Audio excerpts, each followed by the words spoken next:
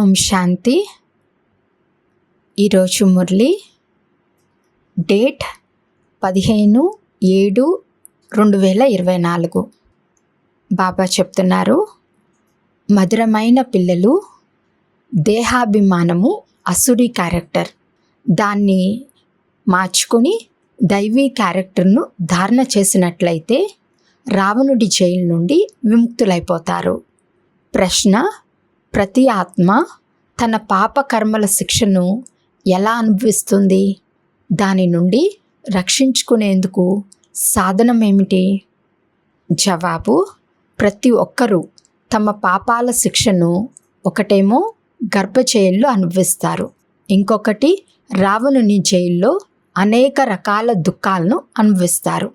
బాబా పిల్లలైన మిమ్మల్ని ఈ జైలు నుండి విడిపించటానికి వచ్చారు. వీటి నుండి రక్షించుకునేందుకు నిర్వీకారిగా, సభ్యత కలవారిగా అవ్వండి. ఓం శాంతి. డ్రామా ప్లాన్ అనుసారంగా తండ్రి కూర్చుని అర్థం చేయిస్తారు. తండ్రే వచ్చి రావణుడి జైలు నుండి విడిపిస్తారు. ఎందుకంటే అందరూ క్రిమినల్, పాపాత్ములుగా ఉన్నారు. మొత్తం ప్రపంచంలోని మనుషు మాతృలంతా క్రిమినల్గా ఉన్న కారణంగా రావణుని జైల్లో ఉన్నారు. మళ్ళీ ఎప్పుడైతే శరీరాన్ని వదులుతారో అప్పుడు కూడా గర్భజైల్లోకి వెళ్తారు. తండ్రి వచ్చి 2 జైలు నుండి విడిపిస్తారు. అప్పుడిక మీరు అర్ధకల్పం రావణుని జైల్లోకి వెళ్ళరు, అలాగే గర్భజైల్లోకి వెళ్ళరు. తండ్రి మెల్లమెల్లగా పురుషార్థానుసారంగా మనల్ని రావణుని జైలు నుండి మరియు గర్భజైలు నుండి విడిపిస్తూ ఉంటారని మీకు తెలుసు. తండ్రి చెప్తున్నారు, మీరందరూ రావణ రాజ్యంలో క్రిమినల్గా ఉన్నారు. రామరాజ్యంలో అందరూ నిర్వీకారిగా, సభ్యత కలవారిగా అవుతారు. అక్కడ ఏ భూతము ప్రవేశించదు. దేహ అహంకారం రావటంతోనే ఇక ఇతర భూతాలు ప్రవేశం జరుగుతుంది. ఇప్పుడు పిల్లలైన మీరు పురుషార్థం చేసి దేహీ అభిమానులుగా అవ్వాలి. ఎప్పుడైతే ఇలా తయారవుతారో అప్పుడే దేవతలుగా పిలువబడతారు. ఇప్పుడైతే మీరు బ్రాహ్మణులుగా పిలువబడతారు. రావణుడి జైలు నుండి విడిపించటానికి తండ్రి వచ్చి చదివిస్తారు కూడా. మరియు అందరి క్యారెక్టర్ ఏవైతే పాడైపోయి ఉన్నాయో వాటిని తీర్చిదిద్దుతారు కూడా. అర్ధకల్పం నుండి క్యారెక్టర్ పాడవుతూ ఎంతగానో పాడైపోయి ఈ సమయంలో తమో ప్రధానమైన క్యారెక్టర్లు అర్ధకల్పం నుండి క్యారెక్టర్లు పాడవుతూ ఎంతగానో పాడైపోయాయి. ఈ సమయంలో తమో ప్రధానమైన క్యారెక్టర్లు ఉన్నాయి. దైవీ మరియు అసురీ క్యారెక్టర్లో తప్పకుండా రాత్రికి పగలుకు ఉన్నంత తేడా ఉంది. తండ్రి అర్థం చేయిస్తున్నారు, ఇప్పుడు పురుషార్థం చేసి మీ దైవీ క్యారెక్టర్లను తయారు చేసుకోవాలి. అప్పుడే అసురీ క్యారెక్టర్ల నుండి విముక్తులవుతూ ఉంటారు. అసురీ క్యారెక్టర్లో దేహాభిమానం మొట్టమొదటిది. దేహీ అభిమానుల యొక్క క్యారెక్టర్లు ఎప్పుడు పాడవవు. మొత్తం ఆధారమంతా క్యారెక్టర్ పైనే ఉంది. దేవతల క్యారెక్టర్ ఎలా పాడవుతుంది? ఎప్పుడైతే వారు వామ మార్గంలోకి వెళ్తారో, అనగా వికారులుగా అవుతారో అప్పుడు క్యారెక్టర్ పాడవుతుంది. జగన్నాథ మందిరంలో ఇటువంటి వామ మార్గపు చిత్రాలను చూపించారు. ఇది ఎన్నో సంవత్సరాల క్రితం నాటి పాత మందిరం. వారి వస్త్రాలు మొదలైనవి దేవతలవే. దేవతలు వామ మార్గంలోకి ఎలా వెళ్తారో చూపిస్తారు. మొట్టమొదటి అశుద్ధత ఇదే. కాంచిత్ పైకి ఎక్కుతారు. మళ్ళీ రంగు మారుతూ పూర్తిగా నల్లగా అయిపోతారు. మొట్టమొదట స్వర్ణయుగంలో సంపూర్ణంగా తెల్లని వారు ఉంటారు. ఆ తర్వాత 2 కళలు తగ్గిపోతాయి. త్రేతాను స్వర్గము అని అన్నారు. అది సెమీ స్వర్గం.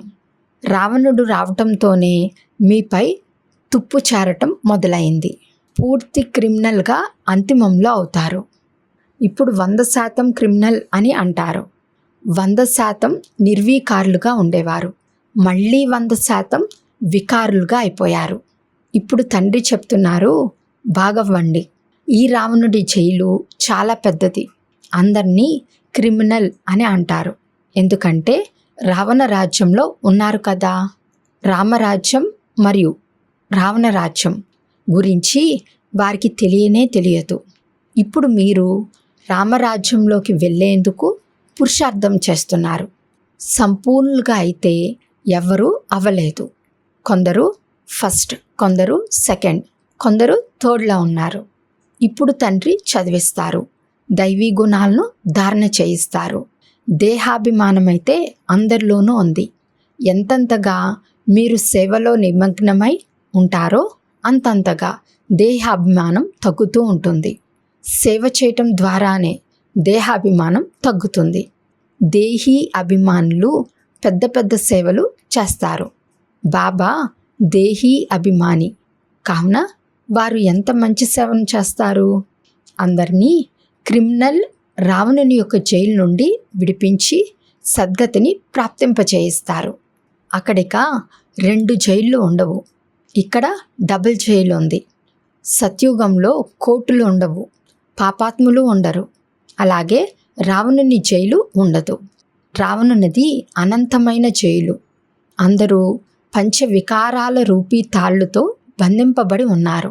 అపారమైన దుఃఖం ఉంది. రోజు రోజుకు దుఃఖం వృద్ధి చెందుతూ ఉంటుంది. సత్యుగాన్ని స్వర్ణిమ యుగము అంటారు, త్రేతాను వెండి యుగము అంటారు. సత్యుగంలోని సుఖం త్రేతాలో ఉండదు. ఎందుకంటే ఆత్మలోని 2 కళలు తగ్గిపోతాయి. ఆత్మలోని కళలు తగ్గిపోవటంతో శరీరాలు కూడా అలానే అయిపోతాయి. కావున ఈ విషయాన్ని అర్థం చేసుకోవాలి. మేము తప్పకుండా రావణుని రాజ్యంలో దేహాభిమానులుగా అయిపోయాము అని. ఇప్పుడు తండ్రి రావణుని జైలు నుండి విడిపించటానికి వచ్చారు. అర్ధకల్పు దేహాభిమానం తొలగటానికి సమయం అయితే పడుతుంది. ఎంతో కష్టపడవలసి ఉంటుంది. ఎవరైతే త్వరగా శరీరాన్ని వదిలి వెళ్ళిపోయారో వారు మళ్ళీ పెద్దయ్యాక వచ్చి కొంత జ్ఞానాన్ని తీసుకోగలరు. ఎంతగా ఆలస్యం అవుతూ ఉంటుందో అంతగా పురుషార్థాన్ని చేయలేకపోతారు. ఎవరైనా మరణిస్తే వారు మళ్ళీ వచ్చి పురుషార్థం చేయాలంటే ఇంద్రియాలు పెద్దయ్యాక, కాస్త తెలివైన వారిగా అయ్యాక ఏదో ఒకటి చేయగలరు. ఆలస్యంగా వెళ్ళేవారైతే ఏమీ నేర్చుకోలేకపోతారు. ఎంతైతే నేర్చుకున్నారో అంతే నేర్చుకున్నట్లు. అందుకే మరణించటానికి ముందే పురుషార్థం చేయాలి. వారు ఎంత వీలైతే అంత ఇటువైపుకు వచ్చేందుకు తప్పకుండా ప్రయత్నిస్తారు. ఇటువంటి పరిస్థితుల్లో ఎంతోమంది వస్తారు. వృక్షం వృద్ధి చెందుతూ ఉంటుంది. వివరణ అయితే ఎంతో సహజంగా ఉంది. బాంబేలో తండ్రి పరిచయాన్ని ఇవ్వటానికి చాలా మంచి అవకాశం ఉంది. వీరు మనందరికీ తండ్రి. తండ్రి వారసత్వం అయితే తప్పకుండా స్వర్గందే కావాలి. ఇది ఎంత సహజం. మమ్మల్ని చదివించేవారు వీరు అని హృదయం లోపల పులకరించిపోవాలి. ఇది మన లక్ష్యం, ఉద్దేశం.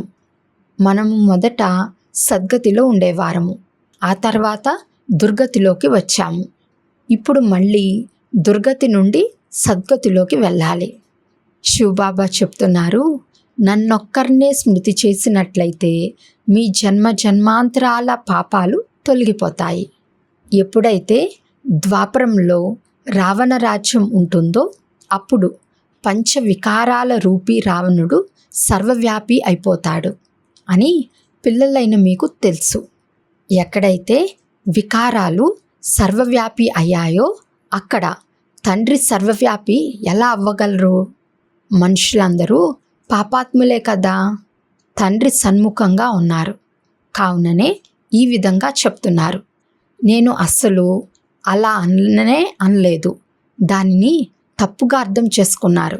అలా తప్పుగా అర్థం చేసుకుంటూ వికారాల్లోకి పడిపోతూ నిందిస్తూ భారత్ పరిస్థితి ఇలా అయిపోయింది. 5000 సంవత్సరాల క్రితం భారత్ స్వర్గంగా ఉండేదని, అందరూ సతోప్రధానంగా ఉండేవారని, క్రిస్టియన్లకు కూడా తెలుసు. భారతవాసీలైతే లక్షల సంవత్సరాలు అని అనేస్తారు. ఎందుకంటే తమో ప్రధాన బుద్ధి కలవారిగా అయిపోయారు. క్రిస్టియన్లు అంత ఉన్నతంగానూ అవ్వరు, అలాగే అంత నీచంగానూ అవ్వరు. వారు తప్పకుండా స్వర్గం ఉండేది అని భావిస్తారు. తండ్రి అంటారు, వారు సరిగ్గా చెప్పరు. 5000 సంవత్సరాల క్రితం కూడా నేను పిల్లలైన మిమ్మల్ని రావణుని జైలు నుండి విడిపించటానికి వచ్చాను. ఇప్పుడు మళ్ళీ విడిపించటానికి వచ్చాను. అర్ధకల్పం రామరాజ్యం, అర్ధకల్పం రావణ రాజ్యం. పిల్లలకు అవకాశం దొరికినట్లయితే అర్థం చేయించాలి. బాబా కూడా పిల్లలైన మీకు పిల్లలు ఈ విధంగా అర్థం చేయించండి అని అర్థం చేయిస్తారు. ఇంతటి అపారమైన దుఃఖం ఎందుకు కలిగింది? మొదట ఎప్పుడైతే ఈ లక్ష్మీనారాయణల రాజ్యం ఉండేదో అప్పుడు అపారమైన సుఖం ఉండేది. వీరు సర్వగుణ సంపన్నులుగా ఉండేవారు. ఇప్పుడు ఈ జ్ఞానం ఉన్నదే నరుని నుండి నారాయణునిగా అయ్యేందుకు. ఇది చదువు. దీని ద్వారా దైవీ క్యారెక్టర్లు తయారవుతాయి. ఈ సమయంలో రావణుని రాజ్యంలో అందరి క్యారెక్టర్లు పాడైపోయి ఉన్నాయి. అందరి క్యారెక్టర్లను తీర్చిదిద్దేవారు ఒక్క రాముడే. ఈ సమయంలో ఎన్ని ధర్మాలున్నాయి? మనుషులు వృద్ధి ఎంతగా జరుగుతూ ఉంటుంది. ఇలాగే వృద్ధి జరుగుతూ ఉన్నట్లయితే ఇక ఆహారం కూడా ఎక్కడి నుండి లభిస్తుంది? సత్యుగంనైతే ఇటువంటి విషయాలు ఉండనే ఉండవు. అక్కడ దుఃఖానికి సంబంధించిన విషయాలే ఉండవు. ఈ కలియుగము దుఃఖధామము. అందరూ వికారులుగా ఉన్నారు. అది సుఖధామము. అందరూ సంపూర్ణ నిర్వికారులుగా ఉంటారు. గడియ గడియ వారికి ఇది తెలియచేయాలి. అప్పుడు ఏమైనా అర్థం చేసుకోగలరు. తండ్రి చెప్తున్నారు, నేను పతిత పావనుడును. నన్ను స్మృతి చేయటం ద్వారా మీ జన్మ జన్మాంతరాల పాపాలు అంతమవుతాయి. ఇప్పుడు తండ్రి ఎలా చెప్తారు? తప్పకుండా శరీరాన్ని ధారణ చేసి చెప్తారు కదా. పతిత పావనుడు, సర్వుల సద్గతి దాత ఒక్క తండ్రియే. తప్పకుండా వారు ఏదో రథంలోకి వచ్చి ఉంటారు. తండ్రి అంటారు, నేను ఈ రథంలోకి వస్తాను. వీరికి వీరి జన్మల గురించి తెలియదు. తండ్రి అర్థం చేస్తున్నారు, ఇది 84 జన్మల ఆట. ఎవరైతే మొట్టమొదట వచ్చి ఉంటారో వారే వస్తారు. వారికే అనేక జన్మలు ఉంటాయి. ఆ తర్వాత తగ్గిపోతూ ఉంటాయి. అందరికన్నా ముందు దేవతలు వచ్చారు. ఈ విధంగా అర్థం చేయించాలి అంటూ తండ్రి పిల్లలకు భాషణ చేయటం నేర్పిస్తారు. మంచి రీతిలో స్మృతిలో ఉండే దేహాభిమానం లేనట్లయితే భాషణ చాలా బాగా చేస్తారు. శివబాబా దేహీ అభిమాని కదా. పిల్లలు దేహీ అభిమాని భవ అని చెప్తూ ఉంటారు. శివబాబా దేహీ అభిమాని కదా. పిల్లలు దేహీ అభిమాని భవ అని చెప్తూ ఉంటారు. ఏ వికారము ఉండకూడదు, ఏ వికారాలు ఉండకూడదు. లోలోపల ఎటువంటి అసుర తత్వం ఉండకూడదు. మీరు ఎవ్వరికీ దుఃఖాన్ని ఇవ్వకూడదు, ఎవరిని నిందించకూడదు. పిల్లలైన మీరు ఎప్పుడూ చెప్పుడు మాటలను విశ్వసించకూడదు. వీరు ఇలా చెప్తున్నారు, ఇది సత్యమా అని బాబాను అడగండి. అప్పుడు బాబా చెప్తారు.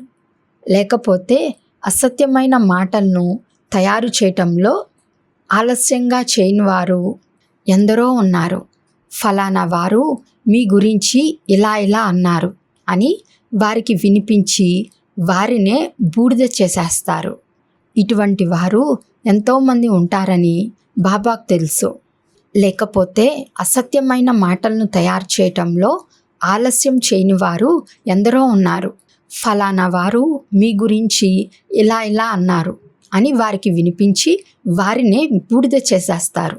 ఇటువంటి వారు ఎంతోమంది ఉంటారని బాబాకు తెలుసు.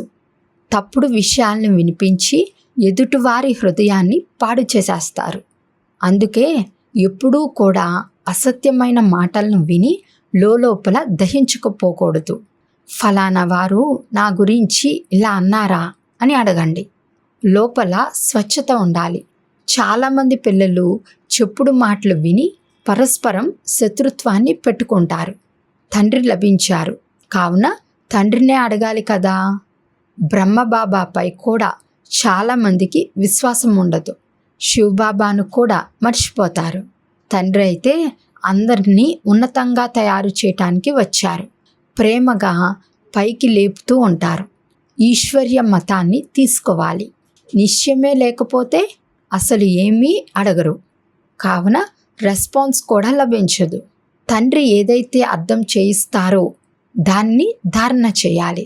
పిల్లలైన మీరు శ్రీమతంపై విశ్వంలోని శాంతిని స్థాపన చేయటానికి నిమిత్తులుగా అయ్యారు. ఒక తండ్రి మతం తప్ప ఇంకెవ్వరి మతం ఉన్నతమైంది ఉండదు. ఉన్నతమైన మతం భగవంతునిదే. దాని ద్వారా పదవి కూడా ఎంత ఉన్నతమైనది లభిస్తుంది. తండ్రి అంటారు, మీ కళ్యాణం చేసుకుని ఉన్నత పదవిని పొందండి, మహారథులుగా అవ్వండి. అసలు చదువుకోకపోతే ఏ పదవిని పొందుతారు? ఇది కల్పాంతరాలకు సంబంధించిన విషయం. సత్యుగంలో దాసీలు కూడా నెంబర్ వారుగా ఉంటారు. తండ్రి అయితే ఉన్నతంగా తయారు చేయటానికి వచ్చారు. కానీ అసలు చదువుకోకపోతే ఏ పదవిని పొందుతారు? ప్రజల్లో కూడా ఉన్నతమైన తక్కువైన పదవులు ఉంటాయి కదా. ఇది బుద్ధిలో అర్థం చేసుకోవాలి. తాము ఎక్కడికి వెళ్తున్నారు అనేది మనుషులకు తెలియదు. పైకి వెళ్తున్నారా లేక కిందకు దిగుతున్నారా అనేది తెలియదు. తండ్రి వచ్చి పిల్లలైన మీకు అర్థం చేయిస్తున్నారు. ఎక్కడి నుండి?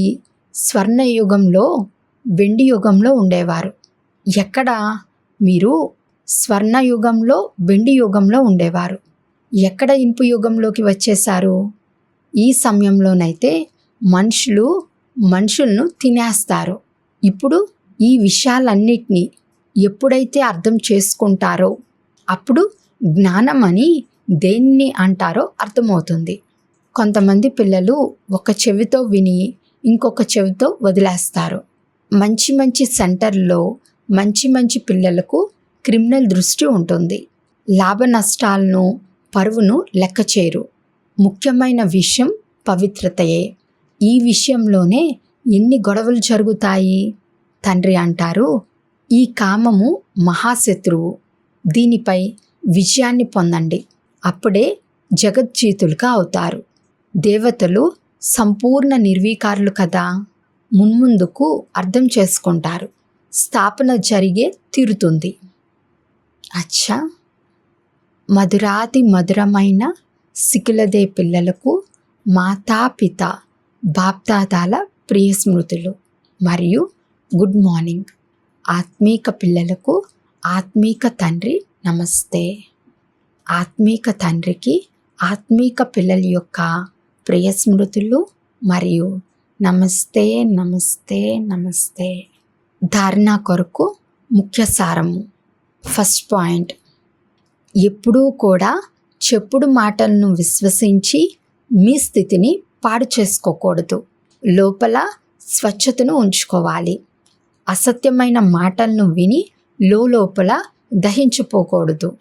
ఈశ్వర్య మతాన్ని తీసుకోవాలి. సెకండ్ పాయింట్, దేహీ అభిమానులుగా అయ్యేందుకు పూర్తి పురుషార్థం చేయాలి. ఎవరిని నిందించకూడదు. లాభ నష్టాలను మరియు పరువును దృష్టిలో ఉంచుకొని అశుద్ధ దృష్టిని సమాప్తం చేయాలి. తండ్రి ఏదైతే వినిపిస్తారో దానిని ఒక చెవితో విని ఇంకొక చెవి నుండి వదిలేయకూడదు. వరదానము, త్రికాలదర్శి సీట్పై సెట్ అయ్యి ప్రతి కర్మను చేసే శక్తిశాలి ఆత్మా భవ.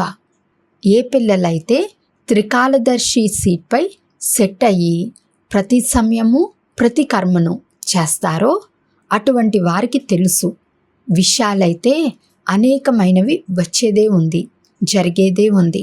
అవి స్వయం ద్వారానైనా ఇతరుల ద్వారానైనా, మాయా లేక ప్రకృతి ద్వారానైనా అన్ని రకాల పరిస్థితులైతే వస్తాయి, వచ్చేదే ఉంది.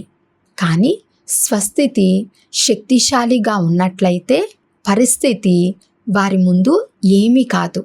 కేవలం ప్రతి కర్మ చేసే ముందు దాని ఆది మధ్య అంతము ఈ 3 కాలాలను చెక్ చేసి అర్థం చేసుకొని ఆ తర్వాత ఏదైనా చేయండి. అప్పుడు శక్తిశాలిగా అయి పరిస్థితులను దాటివేస్తారు. స్లోగన్: సర్వశక్తి సంపన్నులుగా మరియు జ్ఞాన సంపన్నులుగా అవ్వటమే సంగం యుగ ప్రారబ్ధము. అచ్చా. ఓం శాంతి.